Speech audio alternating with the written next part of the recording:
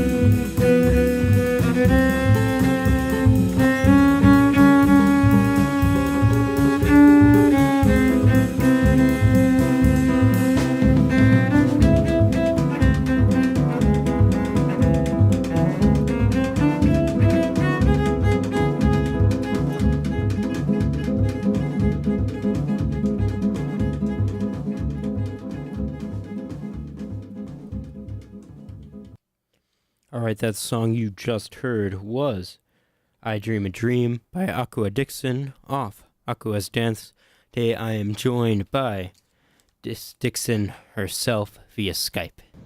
I really love the guitar playing on that one by Freddie Bryant. Can you describe just when that was written and what you were thinking when you wrote it? This particular composition? Yep. Okay. It's interesting that you asked that, in that I've been scoring an opera for a number of years now in my spare time. And that particular song is called I Dream a Dream, and it's from a scene in that story. What's the scene? Okay. Well, the male character is there to conquer the woman that's in charge of that city, and he's dreaming of a day when he's all powerful and in charge, and everything belongs to him. So, Does that make sense? gotcha. So it's like Okay. him having like this dream of being an all-powerful guy and being able to retake the city. Yes. So that opera, Africa, isn't that one also involved with that opera as well? No, Africa is really a very early composition of mine. I went to Ghana in 1972, and I wrote a three-movement suite that reflects that particular journey that I made. And it's originally composed for cello with string orchestra, and I haven't really had a chance to record it other than making a demonstration recording of it in '79 through a grant from the National Endowment for the Arts. And I wanted to record it, so I did it for Jazz Quartet on this CD. I thought I thought that song was also on your 1997 album with Quartet Indigo as well. Yes, but there's no bass. um, in my efforts to try to get it out there and to record it, I did do it on that particular CD. And, I love that CD and how it came out, but I love it much better, the composition with a bass. I mean, it definitely helps that you have Ron Carter on bass on that track. That makes Yes, everything he plays on sound better. How did yes. you get him to play on that? Well, I've known Mr. Carter for many years from freelancing in New York. I grew up in New York and started freelancing right at a very young age, and have been on other recordings and projects and things like that he's been on over the years, and seen him on the New York jazz scene. So I do know him. I haven't had a chance to have him play my music, so when I wanted to do that song, I needed a bassist that does arco as well as pizzicato, and has his kind of sensibility. He's also done orchestral work earlier in his career, and also played cello as a young man. So I thought he would be perfect for that particular composition, especially. I had no idea Ron Carter used to play cello. I think he went to Eastman, and that was his major. Wow, that's incredible. So Yeah. so he must be very well trained in classical music then. My God. Well, I would say that most people that have studied music in the United States have studied classical music because that's what's taught. Oh, you're right. They didn't really start putting in jazz programs probably until like I guess the 80s. Yes. Yeah. Is that what you studied when you were coming up as a musician? Well, I would say that's what I studied formally in my school training. But at home, I went to an African American church, and I learned how to play piano and sing my spirituals, and had a good foundation in African American music that I learned there. And weren't you also in the pit orchestra at the Apollo Theater for a while? Oh, shoot. Um, I played in pits on Broadway, Westbury, the Copa, all over New York City. That's how I earned a living when I first started freelancing.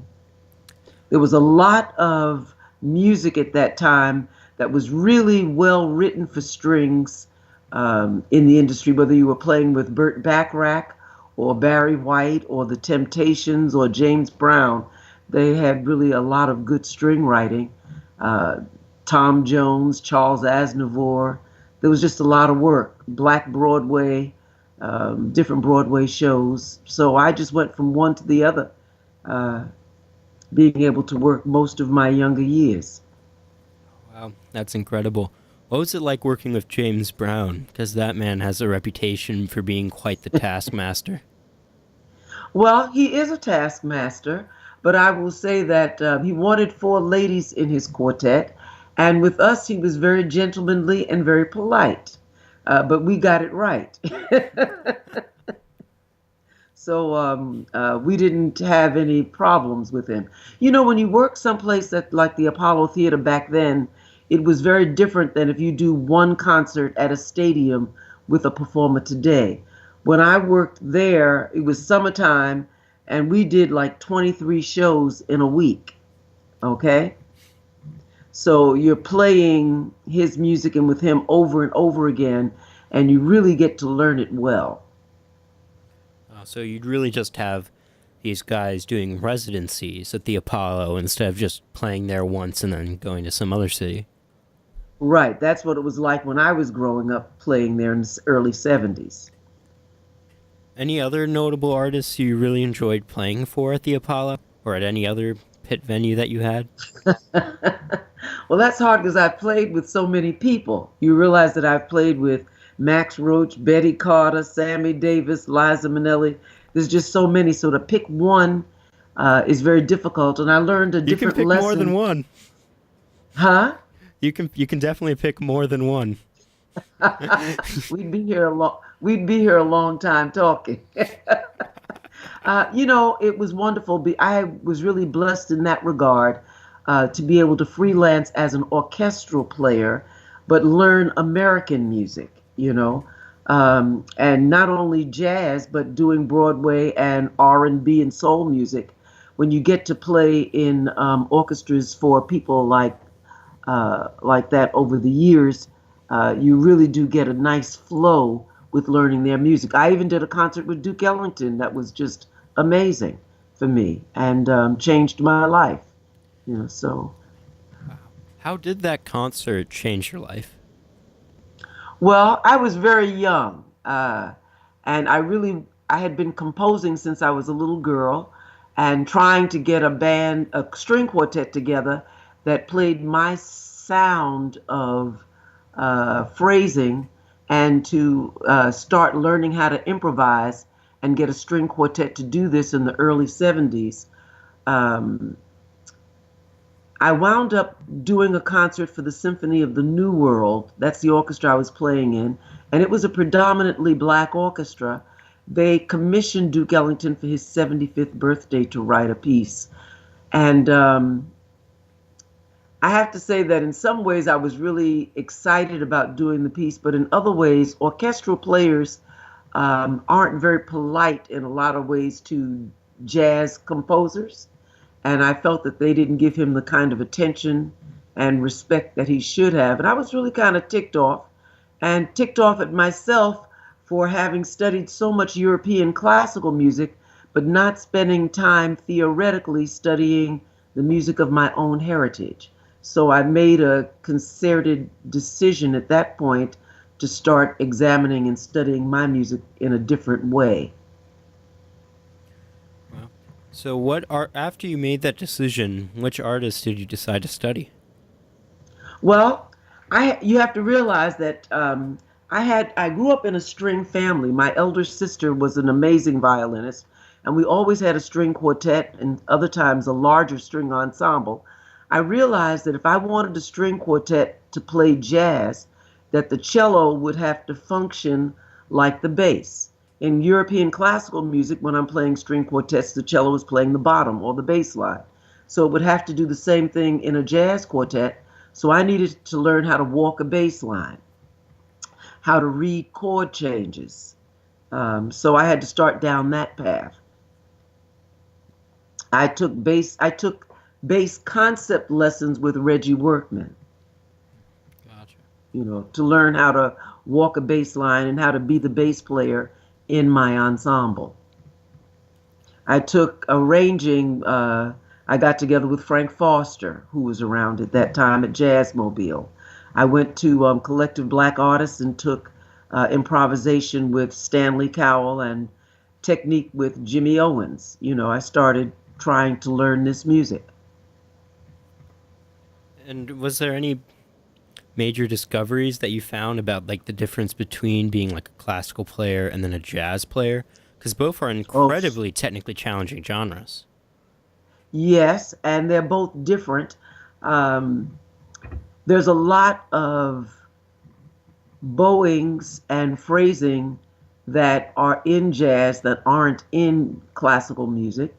And I wanted to find a way to continue to be able to play in orchestra and play legitimately, but also be able to play the new music that I was learning. So to be able to learn how to walk a bass line, especially with my bow in my string quartet, but also to be able to play a Haydn string quartet was a challenge to be able to balance, to be able to do both of those things, say, in one program. Now, I wanted to go back to your work with the Symphony of the New World, because that was really the Okay. first racially integrated symphony orchestra in the U.S. How did that happen? Because it was a really groundbreaking project. Yes, it was. But you have to realize that New York City is a mecca for musicians to come to. And everybody that was here at that particular time put their energies into trying to open up. The 60s was the civil rights era, okay? And you had a lot of black intelligentsia who formed different boards and committees to try to increase um, the level of working for African American players, say, in symphonies and on Broadway. When I first started working, freelancing, the New York Philharmonic was an all white, all male orchestra. So was the pits in Broadway and places like that. So I was really in a groundbreaking situation as a woman and as a black woman. So this particular orchestra was one that was set up in the 60s to challenge that, and even had some major inroads that they made during the civil rights era. What time did you join the Symphony of the New World? Just to kind of gain a perspective on that. Around 1970, 72. Hmm, gotcha. Do you know? Well, I know that the orchestra fell apart in the mid '70s, correct? After 78. How come? I mean, sounds like there was a bunch of fantastic players on it. Yes, it costs a lot of money to run an orchestra. It really does take a lot to run large ensembles, you know. So I think that that was a major problem, funding. Gotcha. So I know you mentioned a bit of the discrimination you faced since being both a woman and a black woman in the very white male dominated kind of classical music society. How did you overcome those barriers? Well, I don't know if I overcame them. I kept on my path, and I don't think that my path was to stay just in that environment. I'm glad that I was able to learn um, music on the level that I learned it, coming up through the conservatory and through orchestras and ballet orchestras. But I didn't see myself staying there for the rest of my life, you know? So You I saw don't like think I was stuck, focused on being, say, in those kind of situations forever. So I just kept plodding through and just working. you saw orchestras more as like a stepping stone for you then to be able to do your own thing. Well, I find that all the training that I had made it easier for me to do what it is that I'm doing today. Okay. I learned how to read and write music. Um, I went to the High School of Performing Arts. So by the time I got out of high school, I was really earning a little cash on the side doing a number of college students' theory homework because I was really good in theory, okay? And my penmanship was excellent.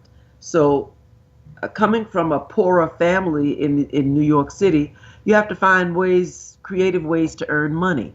So I used that knowledge to be able to have skills, those skills to earn money and to get work, and it just increased and increased over the years. So, speaking of all the arrangements you've done, since I was wondering, since I heard you did the string arrangements for Lauryn Hill's The Miseducation of Lauryn Hill, what was that Hmm. experience like? Oh, it was amazing.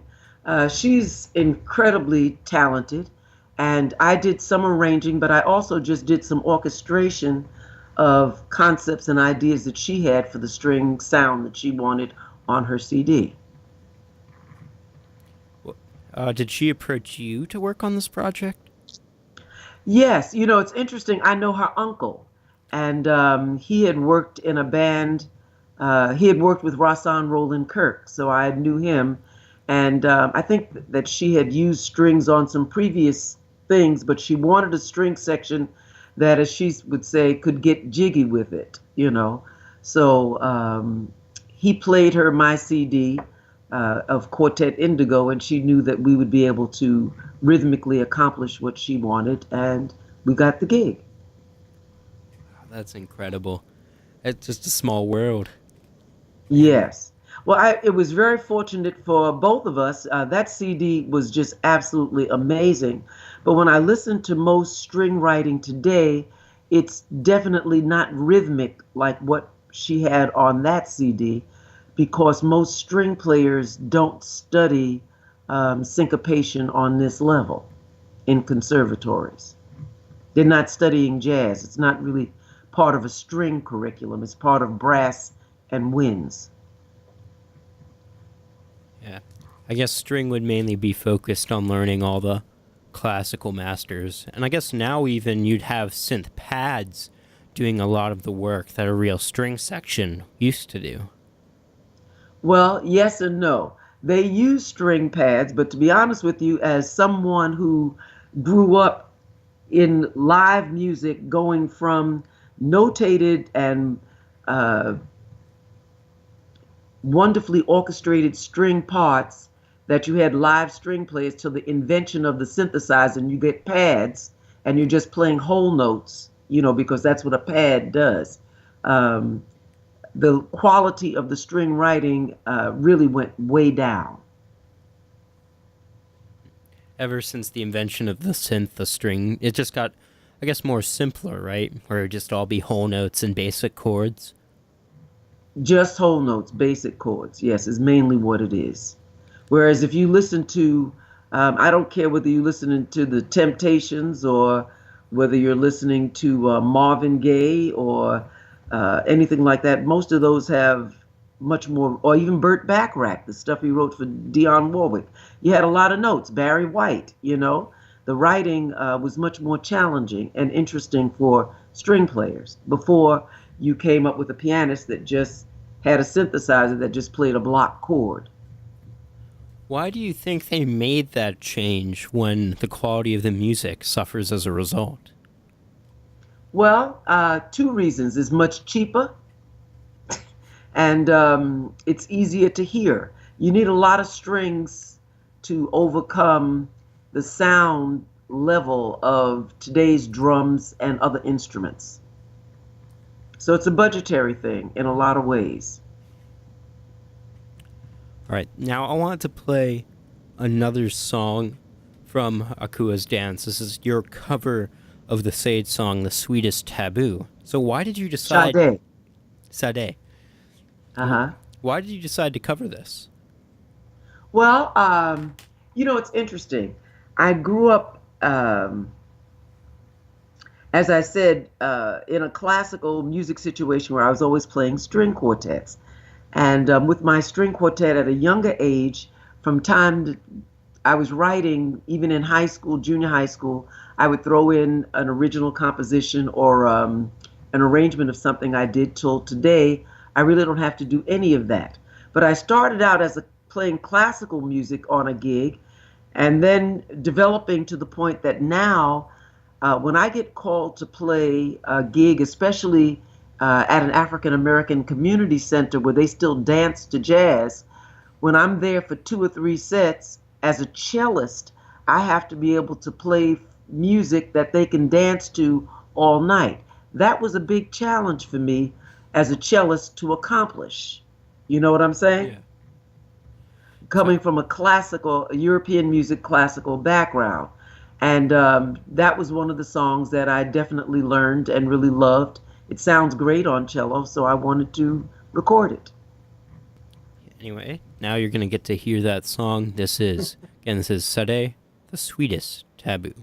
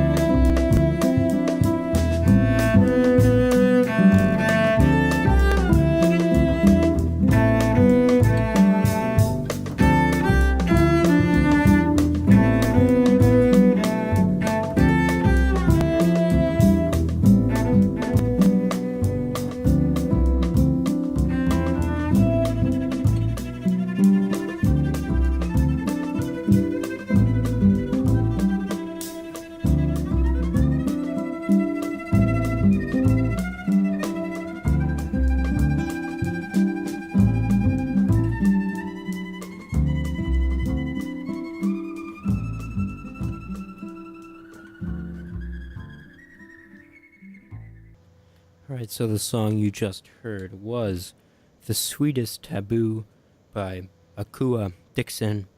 Originally, that song was performed by Sade. Today, I am joined by Akua herself via Skype. So, so you said you originally made that arrangement because you were playing at places where people still dance to jazz music. Yes. Why do you think jazz went from a genre based around dancing to kind of more intellectual listening music? Well, there's several reasons. Um, I would say that a lot of growing up in Black communities, I would say that the fact that tastes changed in the community of what was being listened to, clubs were being closed, gentrification of neighborhoods. So the bands that I used to go in Harlem to hear Cannonball Adderley or George Coleman, a lot of those places closed down, lack of education in the school, changes in people's diet of what music is being played over the air. You have to realize that when I was a teenager, you had African American radio stations and you had white radio stations. The music was very different. And the music that was on Black stations was spirituals, big bands, and bands like James Brown, funk, R&B. People were dancing to the music. Now, with the use of synthesizers and drum machines, the beat is not the same, the dances aren't the same, the music is not the same. So it's not generating the same thing. When I say that I play in clubs where people still dance to jazz, they're mostly older people. Mostly people from that kind of initial big band generation. Right, right. So, what? So I guess what do you think then of more modern dance music? Have you ever had the opportunity to play strings for like a modern hip hop song or something similar outside of your Lauryn Hill date? Oh, I've done plenty, you know. Um, I will say that for me personally, um, I don't like an electronic drum machine. I've worked with too many fantastic drummers, both in funk, rock, and jazz.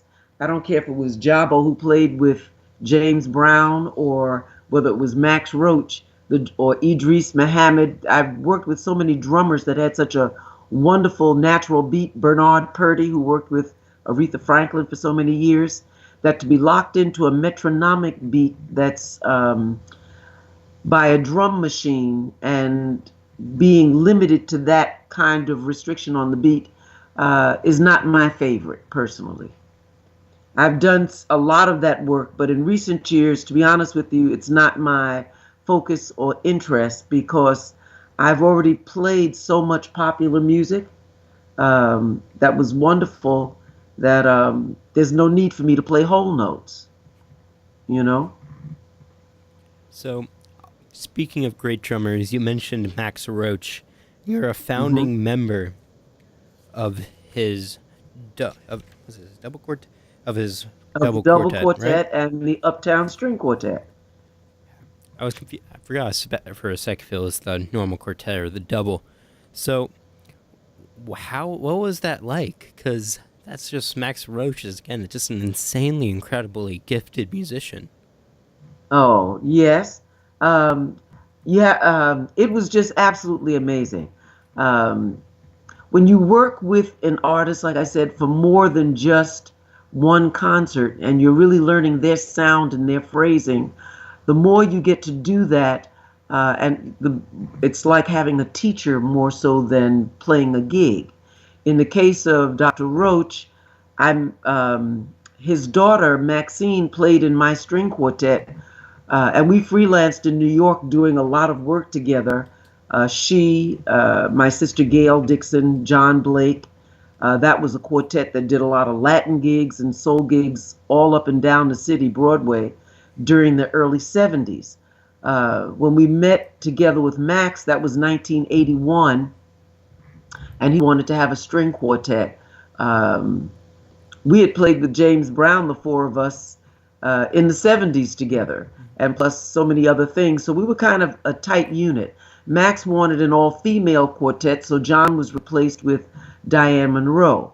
But I will say that, like a good number of people I've worked with, Max is a perfectionist, um, but he knows how to show you how to get to the level of perfection that he wants. He let us know in September that he likes to just sit down to his drums and play, and he wanted the phrasing a certain way. He picked a quartet that had a good basic jazz concept and sound, and he worked us 9 to 5, Monday to Friday, rehearsing, playing every phrase that he wanted, and had us play it back. He played the rhythm of it for us to hear it and match it with our bows and figure out what we had to do to get that sound. How many years did you play with Max Roach? Uh, let's see. I started in 81 and I did the tour in 83, the first European tour in 83, and I left after that. Wow, 2 years. So, Hmm. so what was it like playing with a drummer like Roach? Because he's definitely got a very dynamic style to him. Yes.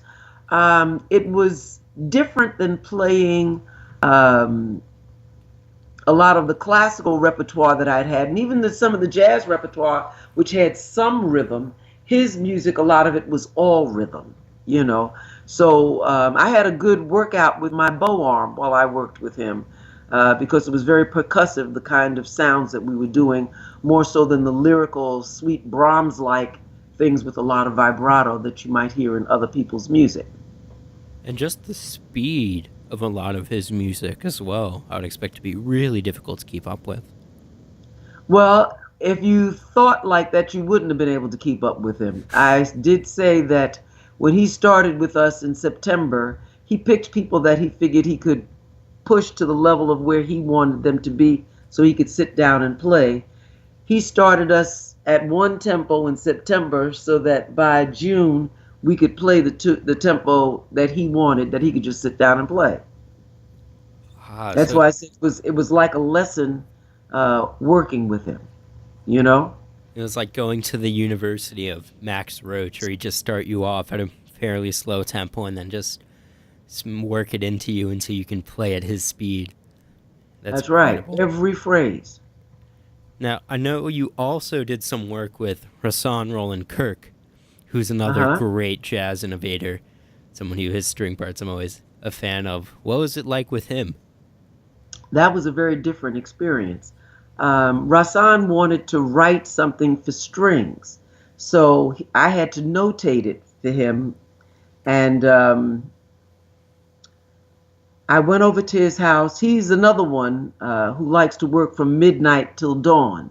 So I would go over to his house and go in his music room, which was an amazing room. He knew where everything was, uh, except the light switch, which he didn't need, but I needed, you know. And I notated Journey Song, trying to make it over the hump. We performed it as part of a town hall jazzmobile concert series with Frank Foster conducting, with a string orchestra that I had also at that time called the String Reunion.